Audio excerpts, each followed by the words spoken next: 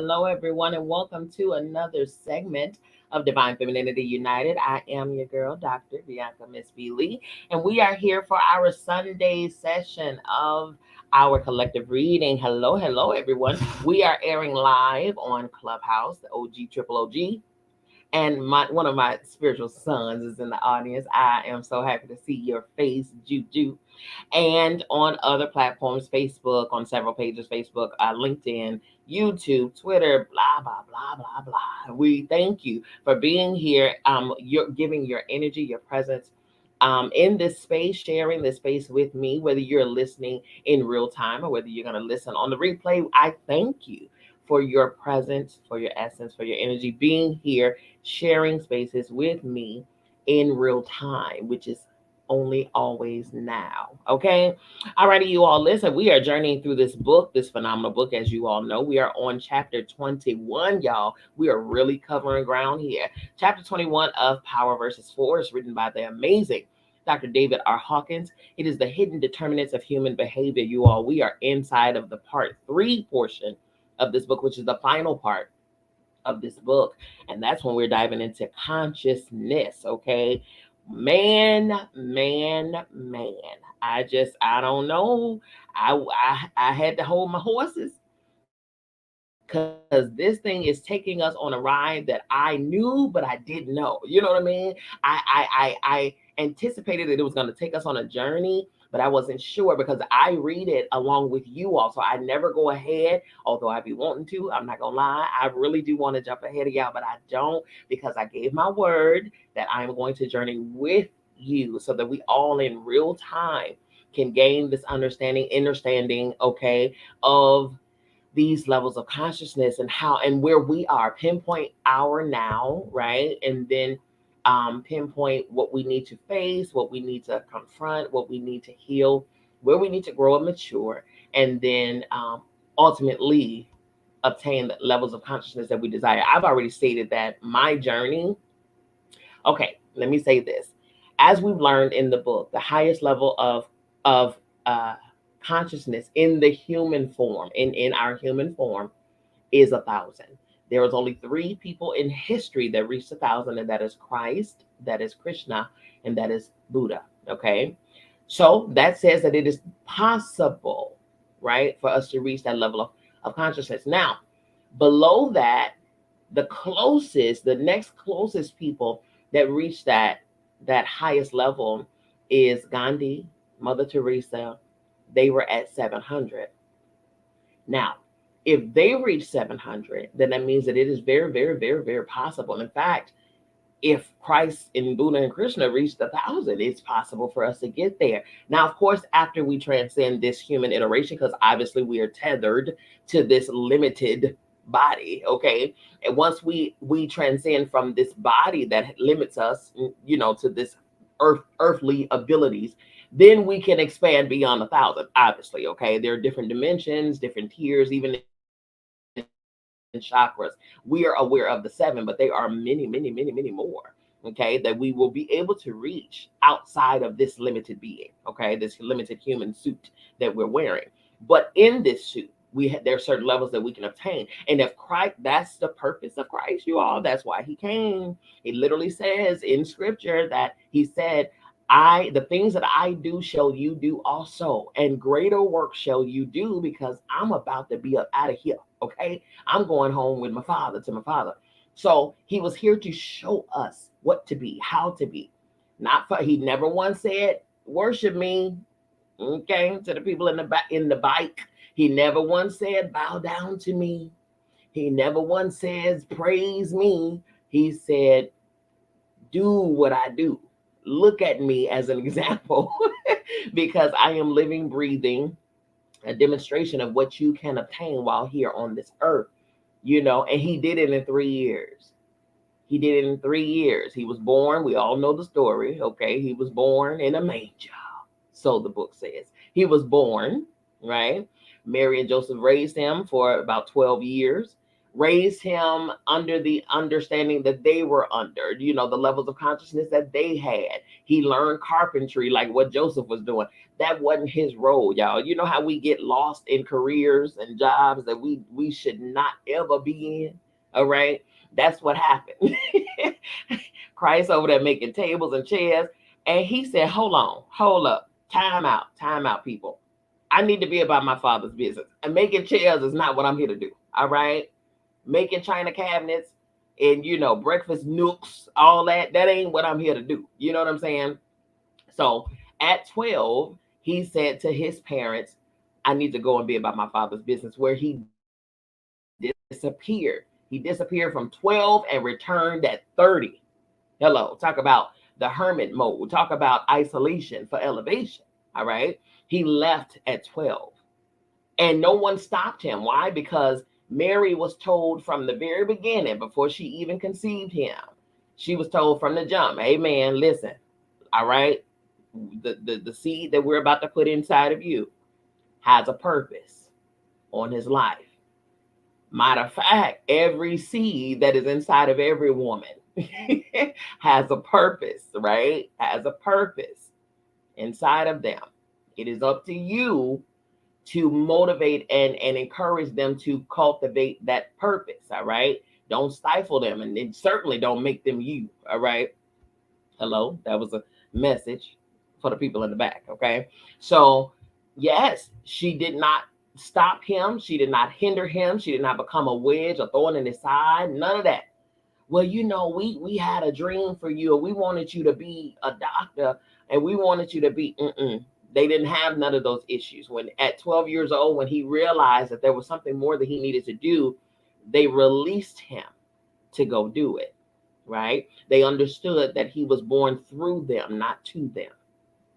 That part, okay? Selah. Go on ahead, go on and think on those things, all right? So they released him. He came back at 30, and for 3 years, he was busy. He was at work, showing us how to be, showing us how to obtain and how to reach that higher self, our true nature, not what we've been taught to be and conditioned and programmed to be while in this human body. That is not what we are. We are not this body. Turn to your neighbor to the right or the left and say, I am not my body, right? Nor are you the titles, the roles, the anything that society tries to pin on you. You are not that. You're not your mistakes. You're not your past. You're none of that, right? You are your infinite, authentic, powerful, nothing missing, nothing broken self. Right now, at this moment, you always have been, right? And so this book here, which also calibrates you all at the level 800, right? This book calibrates higher than Gandhi and Mother Teresa. Hello, primordial sound vibrations. Loving that. They said on Facebook, yes, divine nature. That is your divine nature. This book right here that we are reading, you all, if I stated to you, the levels of consciousness is from 0 to 1,000, 0 being death, obviously. 1,000 being the level that Krishna, Christ, and Buddha reached. Mother Teresa and Gandhi reached 700. That's the level of enlightenment. That's when enlightenment began, right? 700 to 1,000 is enlightenment. The book that we're reading calibrates at 800. I just want you to sip on that for a second. Like Country Wayne say, let that sizzle in your spirit. The book that we're reading calibrates at 800. Which means that there is some revelation and some information inside of these pages that we need to drink in, soak in, marinate in, okay? Meditate on, because I'm going to tell you, as I've read this book, I myself, man, when I tell you there are certain things that from a new perspective, from a new mindset, from a new level of vision, I have certain things I don't even do anymore. I've put away from me. The more you return to self, the sooner you release some things that have never been yours to begin with. these personas, the personalities. You know, society is so hell bent on personality, my reputation and personality. That's the ego. That's what that is. The root word of personality is persona. That's a Latin word, and that means mask. So the more elevated you become in pure consciousness, the more likely you are to remove the mask and reveal the truth of who you are in all of your glory and all of your beauty. That's what this book's help us to do. All right. I had to lay that foundation for whomever. Okay. All righty. So we're going to, without further ado, we're going to jump in. But until then, or while I'm reading, you all don't not communicate. Okay. Just because I'm reading doesn't mean that you have to not say a word. Use the comments, use the chat section, use it and share your insight. As I'm reading, share the revelation. I'll alternate between screens and I'll, give sound to your words. All right. Yeah, because this is a journey that we're walking together. We are holding each other's hand, walking each other back home, okay, to our home, to our authentic, infinite self. All right. All right, here we go. We are starting chapter 21, the study of pure consciousness. Traditional philosophy has studied various aspects of consciousness, and the expressions of consciousness as mind or emotion have been the subjects of the clinical sciences. But the nature of consciousness itself has never been clinically examined in any comprehensive sense. In medicine, the presumption that consciousness is nothing more than a function of the brain is reflected in such statements as the patient regained consciousness. This routine, narrow depiction has assumed that consciousness is a mundane physical phenomenon, a self-evident priority for experience about which nothing more needs to be said. The more recurrent focus of interest on the subject has been speculation regarding what happens to man's consciousness at death. Does the power of life and awareness arise from a physical basis? Does the body sustain conscious life, or is it the other way around?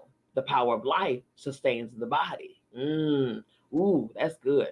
Since the way the question is asked will be defined by the questioner's preconception of causality, his level will predetermine the nature of his answer. That's true. Each questioner, therefore, will derive an answer representative of his level of consciousness. It's so true. Wherever you see, wherever you are, wherever your perception is, whatever your level of consciousness is, that is going to determine what your answer will be perceived, what your answer will be coming back to you. We don't see situations for what they are. We see it from where we are. Okay? All right. Last chapter, if you follow last chapter, he broke down the different levels viewing a homeless man on the street. Okay, different perceptions from different levels of consciousness changed drastically from lower levels to higher levels. It was interesting. Okay, if you all hadn't read that chapter, go back and read it. To the materialistic scientist, the question would appear nonsensical, a fruitless exercise in redundancy. To those at the other pole, or the enlightened end, the question would seem comical, and the limited perception it reveals would elicit compassion. The common man might take the authority of either position on faith, or might look for conventional religious teachings to answer the question. All discussions of life, death, and the final fate of consciousness must necessarily reflect differences of context. The reciprocal of Rene Descartes' famous phrase, "I think, therefore I am," is "I am, therefore I think." Yes, it is. So we've heard "I think, therefore I am," right? But what they're saying is the reciprocal of that is "I am, therefore I think." So out of your amness, out of your I amness, so comes your thought, right? Because thinking takes place as form. Descartes is correct. That which has form must already have existence in order to have form. I am is a statement of awareness, witnessing that the capacity for experience is independent of form. Descartes implies that consciousness is only aware of itself when it assumes form. But the enlightened throughout history can have disagreed. customarily stating that consciousness is beyond form and is indeed the very omnipotent matrix out of which form arises. It's so true. As above, so below. It has to happen in the conscious realm before it happens in the physical realm. Okay, that's this is so y'all see what I'm talking about. This is good. Okay, this is better than dinner. All right, because it brings you back to you. You see what I'm saying? Modern physicists concur. An example is David Bohm's concept of enfolded or unfolded universe. Without consciousness, there would be nothing to experience form. It could also be said that form itself, as a product of perception with no independent existence, is thus transitory and limited, whereas consciousness is all encompassing and unlimited. How could that which is transitory, with a clear beginning and end, create that which is formless, which is all encompassing and omnipotent? However, if we see that the notion of limitation itself is merely a product of perception with no intrinsic reality, then the riddle solves itself. Form becomes an expression of the formless. Ontologically, okay, consciousness is an aspect of isness and beingness and is implicit to man's definition of himself as human. Humanness is only one expression of beingness. It's so true. It's so true. Being human is limiting. It's a limitation. It's only one facet of the beingness. Okay. The operation of consciousness in human beings is the greater subject of our study. Although consciousness itself may be intangible, it's intrinsic to all human behavior. For purposes of this work, the problem is how to clinically explain the connection between consciousness and behavior in an accurate, meaningful way that can be scientifically studied. Fortunately, kinesiology categorically demonstrates the physical expression of awareness through the instantaneous reactions of the body to events experienced within consciousness. The technique affords us an elegant methodology with an unmistakable established endpoint that can be calibrated, documented, and reproduced experimentally. And see, that's science in and of itself. I know I had to go through the process in order to gain my doctorate, but science says that if it's not reproducible, okay, then it can't be a theory. It can't be a solidified theory. It can't be something that, is established as fact or truth. You know what I mean? And I think that's the limiting part. That is the limiting part of this human existence, because it has to make sense to our logical mind. It has to be, a reasonable concept. It has to be something that we can analyze and we can see, or we can hold, or we can, reproduce it, or it has to be those things. But even in sacred text, it states that the things of the spirit are foolish to the people of the world. So to try to conceptualize I amness, you know what I'm saying? The infinity of I amness to a human brain that only holds what we've experienced in this human existence.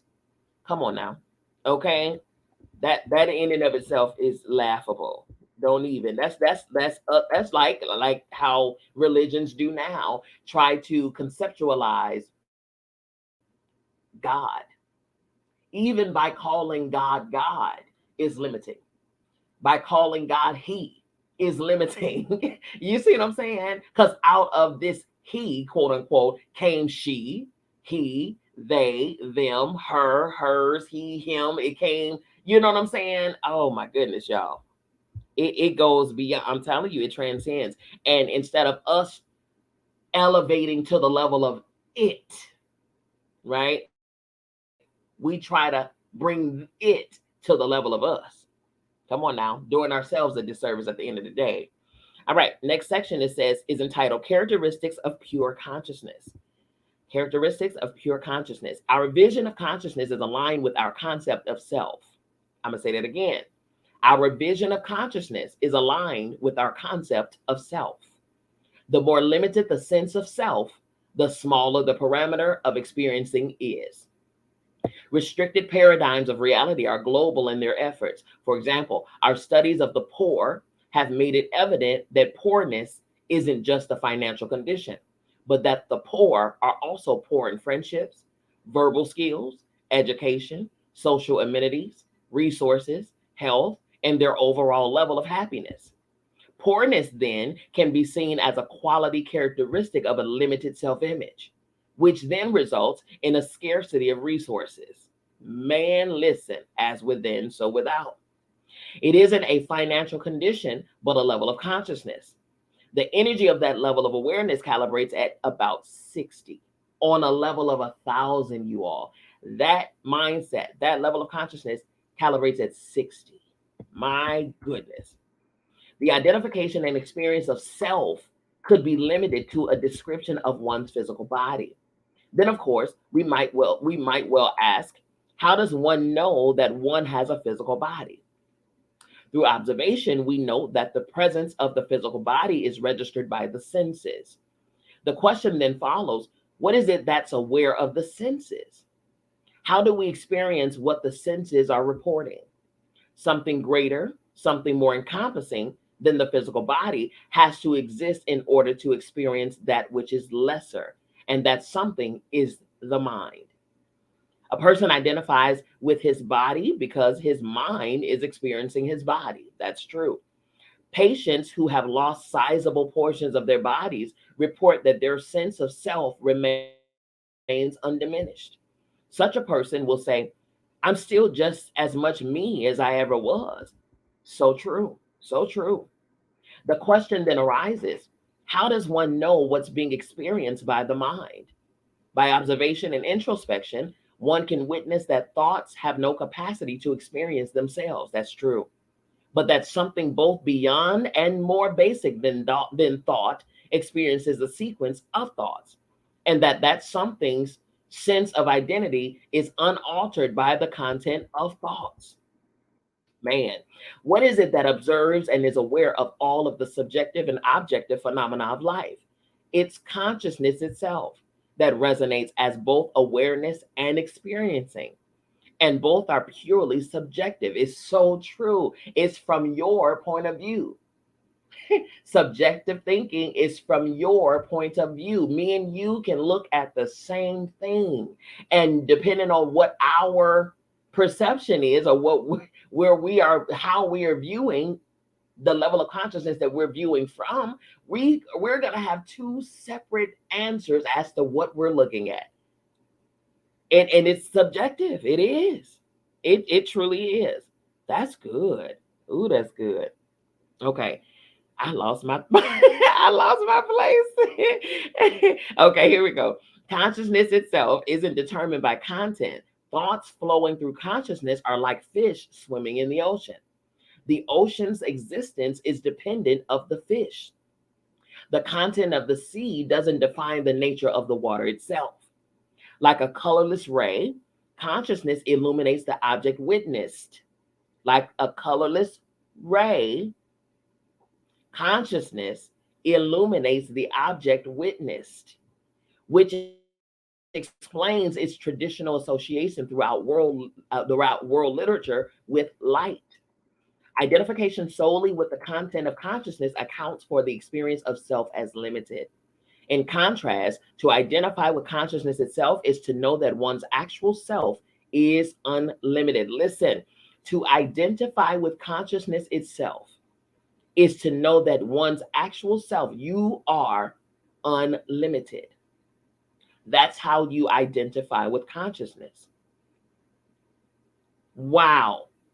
When such circumscribed self identifications have been surmounted so that the sense of self is identified as consciousness itself, we become we become enlightened. Man, we have never been separate from consciousness. How we view is how we view self. How we view things is how we view self. I can't identify the beauty in nature if I have not yet identified the beauty in me. You see? Man, woo! My goodness, my goodness. Heart Soul Studios on YouTube says this is fire. Listen, Y'all don't even understand. See, this is why I have to sit on my hands when I try to read ahead of y'all. I don't like to read ahead of y'all. I don't want to. I want to join with you and take this journey together because my goodness, when I tell you the wigs get blown back with the information that is us. Listen, this information that we are reading is the information of us. My God. And we want to play small for who? Who you playing small for? Who you playing small for? Right? Who do you need permission from? You are your permission.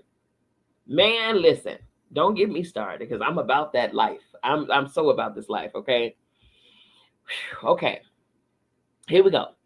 One characteristic of the experience of pure consciousness is a perception of timelessness or timelessness of perception. Consciousness is experienced as beyond all form and time and seen as equally present everywhere. It's so true. It's described as isness or beingness, and in the spiritual literature, I amness. Consciousness doesn't recognize separation, which is a limitation of perception. It's true.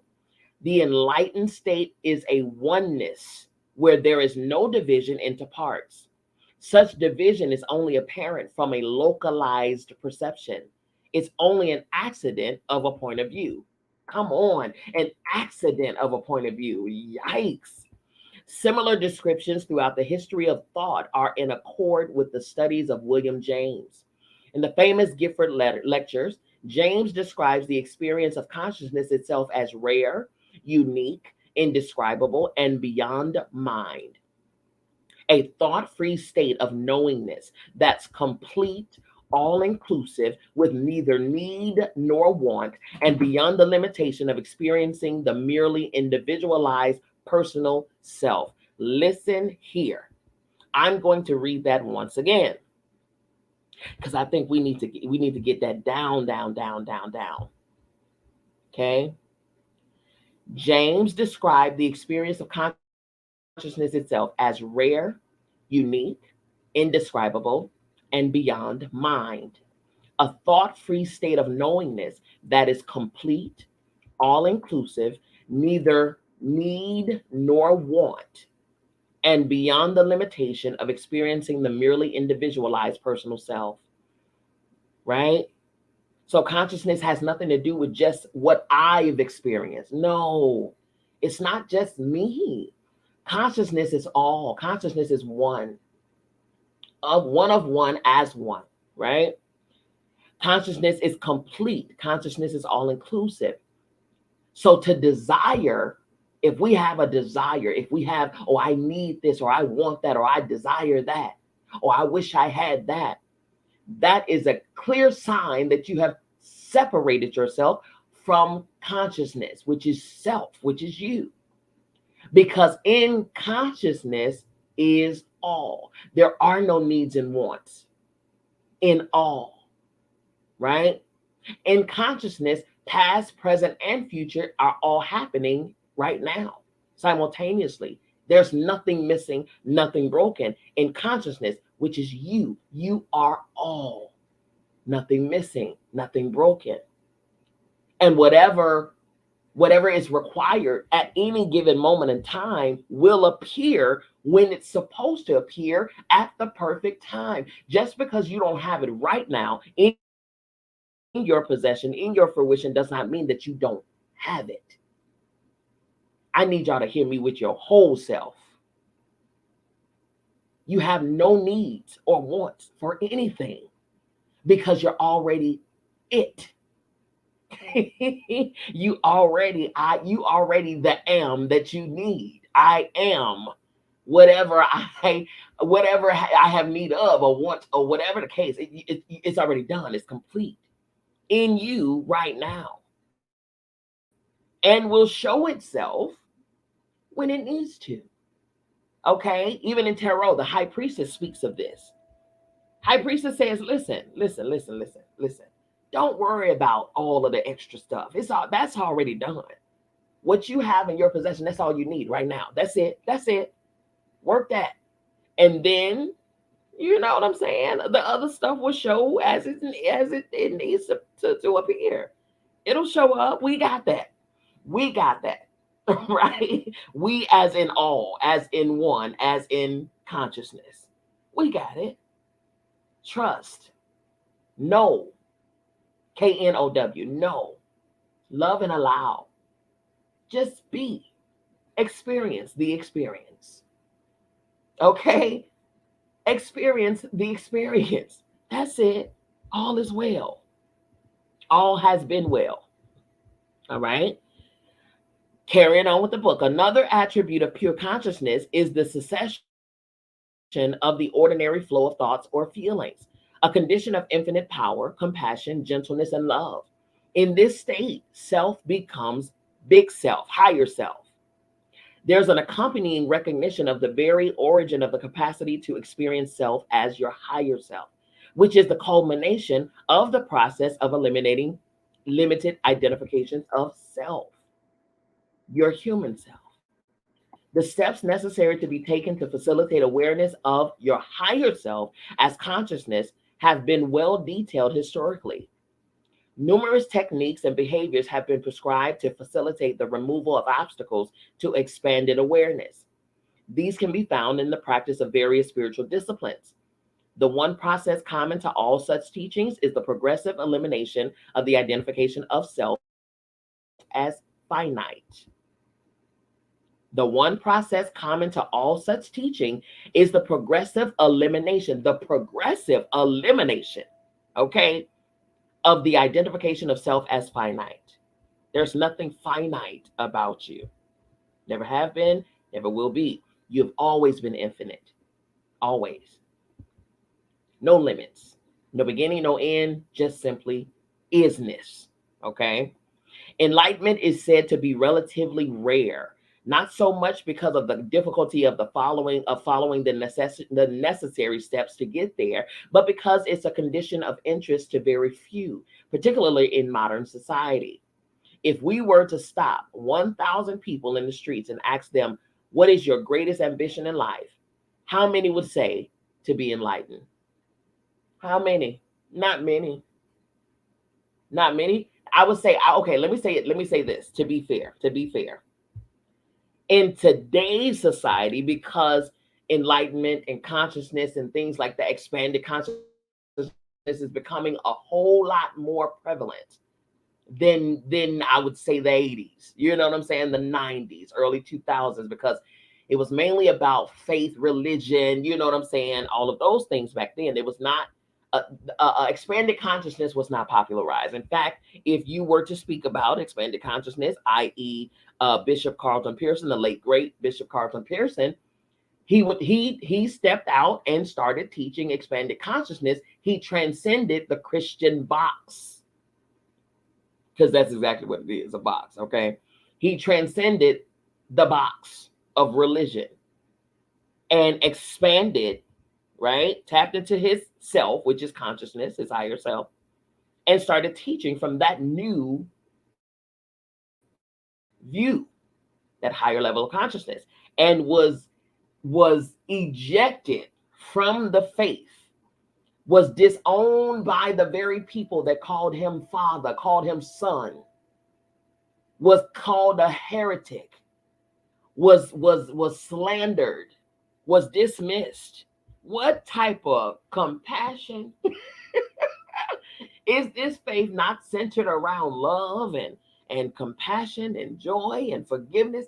Baby, when I tell you that man was ostracized, they kicked him. How do you get the boot from God? From how does that even work? That right there in and of itself tells you that the religion in itself is boxed in, it's limited. It's man controlled. Yeah, right? Because man judges based on control. Man says, This is the only faith. This is the only way to be. This is, you have to do what we tell you to do and follow us and follow our example. This is the only way, the only truth, the only light. Right? And if you don't do what we do and dress how we say dress and speak how we say speak and think how we say think, then you're going to hell. You're going to suffer for eternity. Ha ha ha ha. What type of loving God does that? What is that? I know someone who stated that this is Christianity we're talking about. I'm not slandering anybody. I'm just stating what it is, what it's been, right? Because don't get me wrong, Christianity was my gateway into expanded consciousness. So I appreciate, right? I do 1000%. Because if not for that gateway, I wouldn't have had a beginning. I wouldn't have had a start into the realm of spirituality. But I did know, even while inside of the faith, I knew that there was more than this. I knew that. Because if we're looking at the levels of consciousness here, I'm only being in that faith and under that religion, I was only limited to knowing what the leader knew and seeing from their perspective and where do they fall on the scale of consciousness. Okay. And if I'm under them and I believe everything that they say and do everything that they say do, then I'm tethered to where they are in their level of consciousness. I don't want to be stuck there. I want to transcend. And in order to transcend out of and beyond certain box level thinking, you got to go away from. Hello, somebody.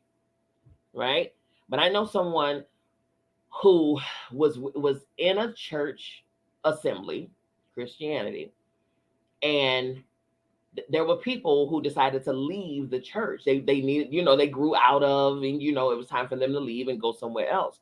Well, the pastor, the overseer, said, that God is going to judge them, and from an angry viewpoint, right? One of the members died shortly after, or a little bit of time after that, after leaving. And instead of saying, oh, my heart goes out to the family, we send love and light, no, that pastor said that was God's judgment being pronounced. Whoa, what? What happened? Wow. See, that's when we know.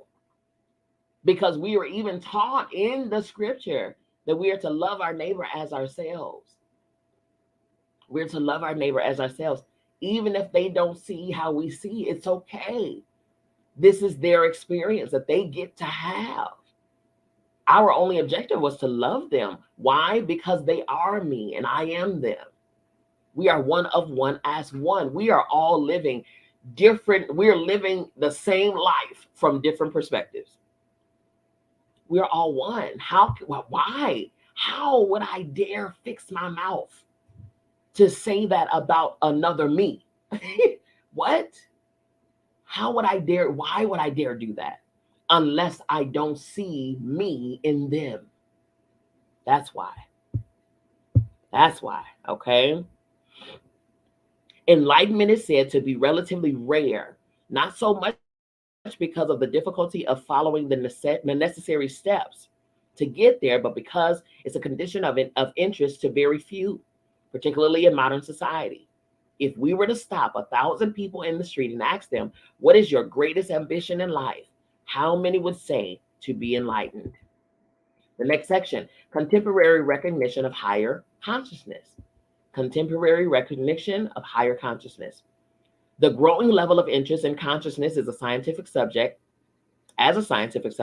was evidenced by the first international conference regarding it, entitled Toward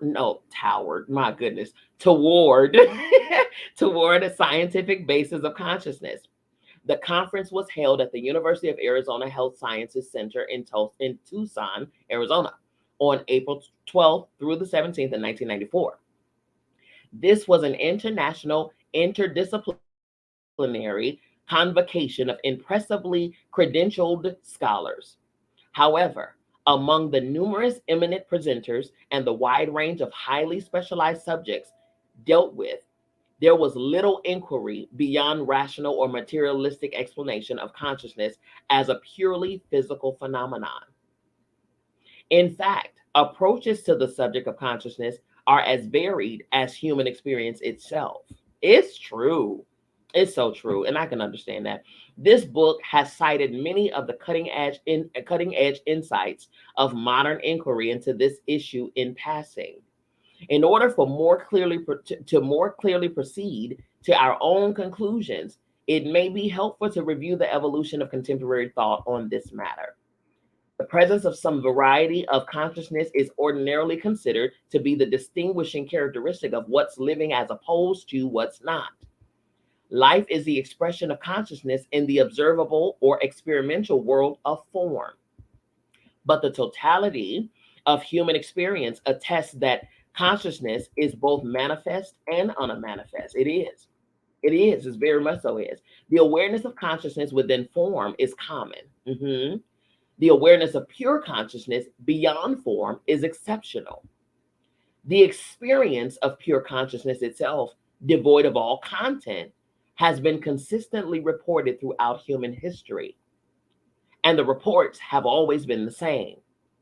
Many who attain that state go on to become the great teachers of history and have profoundly influenced human behavior. Such beings, in the course of their few short years, have been capable of creating a realization by millions of people over millennial periods of the contextual significance of existence. Because these teachings haven't concerned the material world as experienced through the senses. They've been labeled spiritual. It's true. Before the recent interest of scientists in the subject, the study of consciousness was exclusively the concern of spiritual teachers and their students. But in the last 20 years, the considerable interest of numerous theoretical physicists has turned, as we've seen, to the correlation between advanced theoretical physics and the non-material universe. We see it now, you all. Just look at Marvel. Just follow Marvel. Marvel will definitely tell you. They will show you that they are fully aware. They incorporate the knowledge of multiverses and metaverses and parallel universes and all of those things. They incorporate it in their film. But that's sometimes, unfortunately, I hate to say it, but sometimes that's how we can conceive it, or that's how we can understand it when it's wrapped in entertainment, when it's labeled entertainment. These are the things of you, but it has to be put in a sci-fi in order for you to even give it some thought. That's the crazy part. That's the crazy part, you all. Okay. But I guess they say we got to get it to you somehow.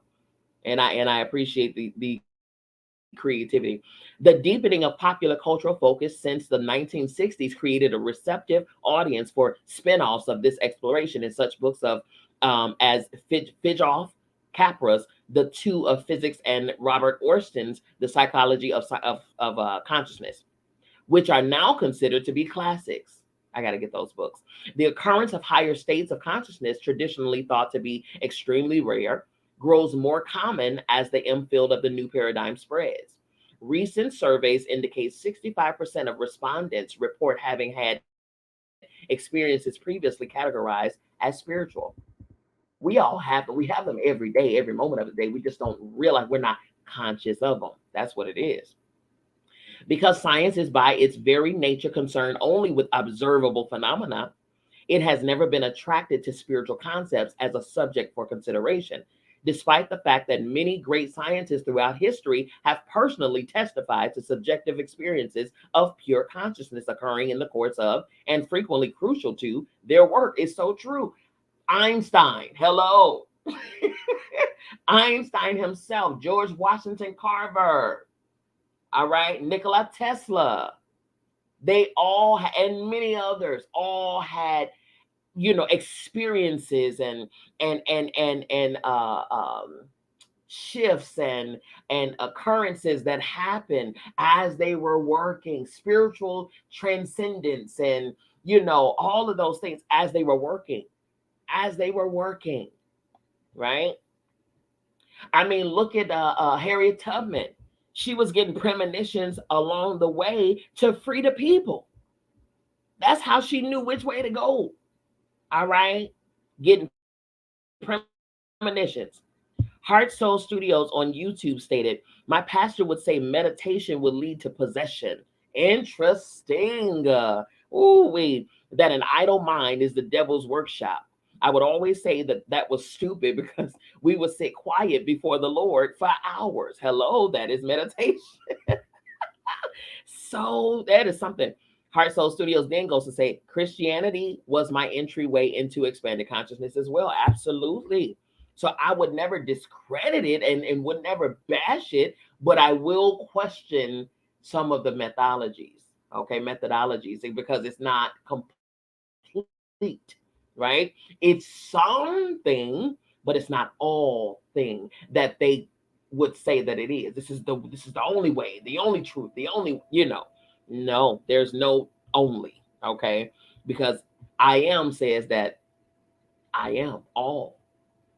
So if I am all, then surely there are many different ways of learning, teaching. Even Christ himself taught in parables, different stories. You know what I'm saying? Different views, different perceptions, different. That's the beauty. That is the infinite creativity of the I am. Come on now.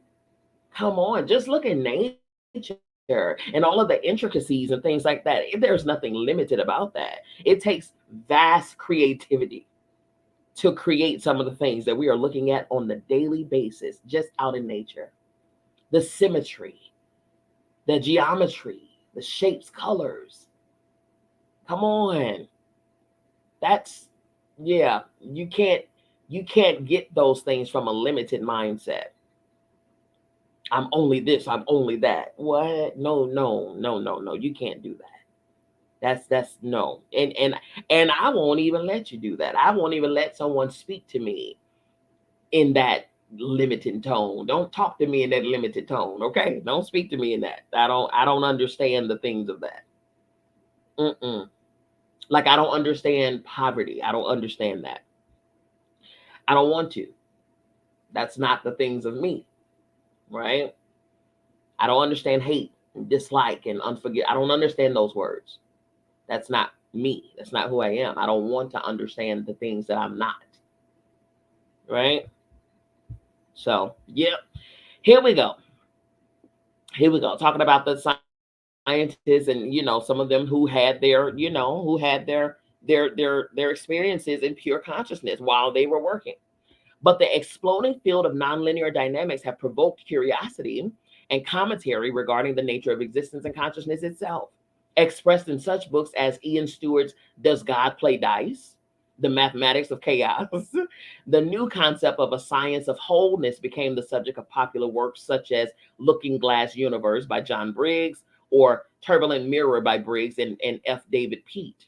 Recently, astronomers, mathematicians, brain surgeons, and neurologists, as well as physicists, have been caught up in the tide of enthusiasm about the significance of the new discoveries.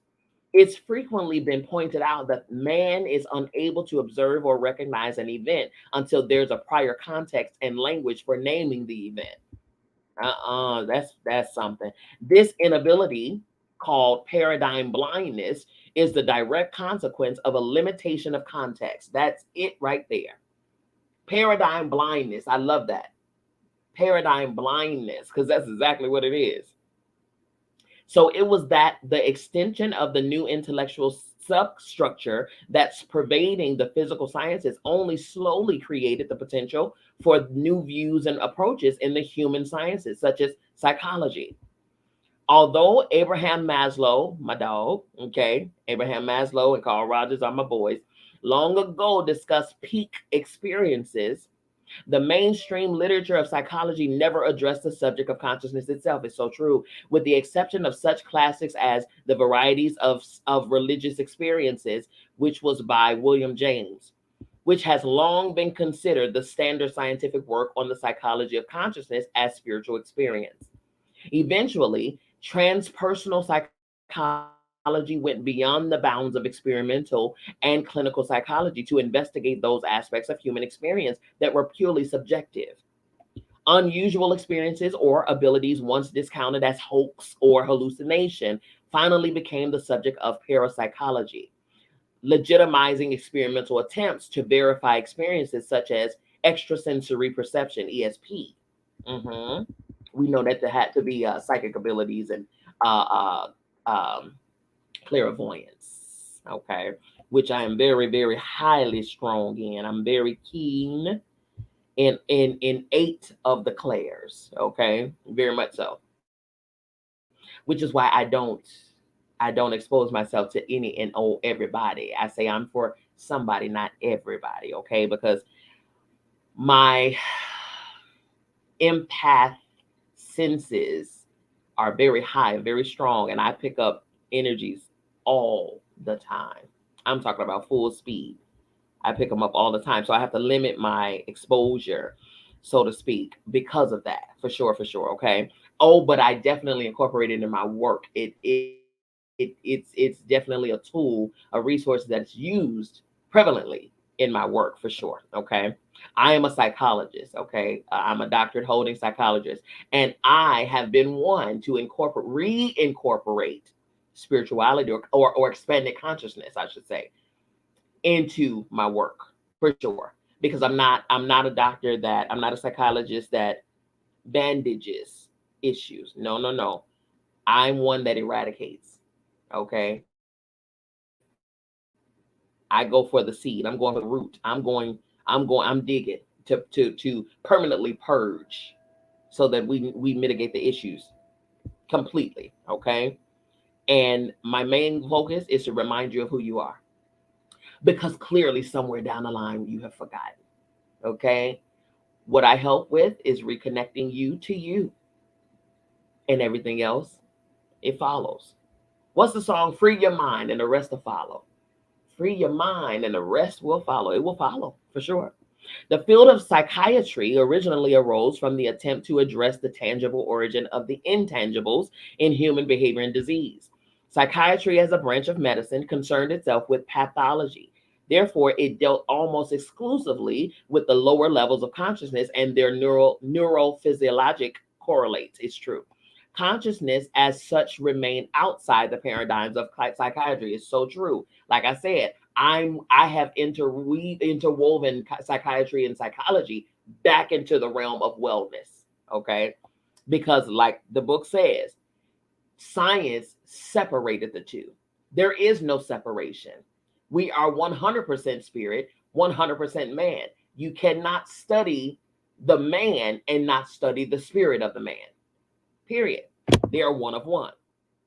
In medicine, physicians who worked from a larger paradigm of the healing process and included non traditional modalities in their therapeutic approaches became known as holistic practitioners, exactly. A designation that at first carried distinct overtones of unprofessionalism among the ranks of the medical establishment. It's true. Still, even still today, those alternative medicine modalities get side eyed. Okay. I don't care. Okay. But they do get side eyed for sure. But the contributions of pioneering individuals in this field, especially in such areas as recovery from heart attacks or the use of prayer to speed up recuperation in surgical patients, demanded serious recognition. Elizabeth Kubler-Ross brought the attention of the professions as well as the public to the phenomena of dying and near-death experiences as reported by patients. Out of body experiences also eventually became a relatively common subject, as more and more surgical patients reported that they witnessed their entire operations and heard everything that was said in the operating room. Exactly. They witnessed it from above their own bodies, laying on the gurneys, laying on the operating table for sure. Right? How do you explain that? Right? Thelma Moss became well known for her work with Kirlian photography, which recognizes and records the radiation emitted by or the aura surrounding an object in a high frequency electric field, such as around fingertips. Okay, come on, Reiki healing, another alternative modality. Her photographs of the energy body of a full leaf remaining after it had been cut in two are quite renowned. Finally, even acupuncture has gained a place of some respect in the American health field, with many physicians learning the technique, despite the fact that traditional medicine hasn't recognized any energies other than mechanical, electrical, or chemical. Holistic approaches operate from a different context of the nature of human consciousness than traditional medicine does. And the emphasis is on healing rather than treating, period. The emphasis is on healing, like completely healing rather than treating. We're not treating things that don't belong in you. We're removing them. We're healing them, right? Purging them. That is the difference between, you know, big pharma. All right. All right. I'm just saying. I'm just saying. Okay. Though their connection with the theoretic breakthroughs of recent decades may not appear explicit, the alternate therapies employed by holistic health caregivers, whether they're physicians, alternative practitioners, or lay healers, and however widely they differ in their approach and method, all have one common element. All holistic approaches are based on techniques to influence not protoplasm as such, but an energy field that surrounds, courses through, and conditions the human body. Outside of the medical domain, the phenomenal success of the 12-step self-help movement, to which I frequently alluded, has impressively established that healing can be brought about through the practice of principles of consciousness. The capacity to heal desperate conditions, which was recognized by Carl Jung, in his work with Roland H., the first link, as we've seen, in the long chain of healings that eventually became the worldwide AA movement, lay distinctly within the realm of higher consciousness. The profound spiritual experience held out as hope by Jung or Roland to Roland, very much akin to the transformations of enlightenment, was the essence of the message passed on to Bill W., the founder of AA, Alcoholics Anonymous. It is notable that Bill W. characterized AA as the language of the heart. Mm. All of these trials blazed in the pioneering of theoretic and applied human wisdom have a common point of convergence. Or perhaps it might be better said that they share a common point of origin. Bill W.'s revelation from the depths of despair didn't proceed from conceptual rationality or any other introspective focus of self, but from a leap to higher consciousness, a transport of the higher self to a presence of infinite light and power. That this transformational experience has led to the recovery of millions is merely testimony to the power of energy fields that calibrates at 600 or more. That's the level where there's a crossover of the experience of consciousness from the form to formless. The formless power, the higher power of the worldwide 12-step self-help program, and the basis of its millions of recoveries, is the same wellspring of power that all of these far-flung branches of intellectual exploration have been not so much thrusting forward towards as working their way back to. It's the power of pure consciousness itself. Man, oh man, oh man, oh man, oh man, you all. That was the end of chapter 21. Y'all see what I'm saying? This book is by far one of the best books I've read to date. One of the best books, and I've read some good ones. I am a reader, you all. This book, I'm so grateful. And it came to me at the perfect time, just like it's coming to you at the perfect time. At the perfect time. And I'm so grateful to the I Am for presenting this book to me at this perfect time. Okay? And I'm grateful to be presenting it to you. Okay? If you desire this book, email me, you all. Email me, get a message to me, however you need to get to me. I don't care. You know, airplane, genie in a bottle, I don't care. get the message to me. You can visit my website. It's if you're on Clubhouse, it's above my head. All of my information is in my bio. Okay. Get to me. You can send me an email at info@biancamissblee.com. You can visit my website, which is biancamissblee.com. Follow me anywhere, you all. Follow me Instagram, Facebook, YouTube. Follow me. It's Dr. Bianca Miss Lee. Pretty much everywhere I am, it's going to be Bianca Miss Lee, Dr. Bianca Miss Lee. It doesn't matter. But get yourself to me so that I can get the information to you, okay? I can get the book to you at no cost to you. It is no cost. It's a PDF ebook version, okay? If you want to sow a seed, you are more than welcome to do so. It is welcome. It is not required, okay? It does cost for me to do the things that I do because, like I said, I air on multiple platforms at the same time. Hello, somebody.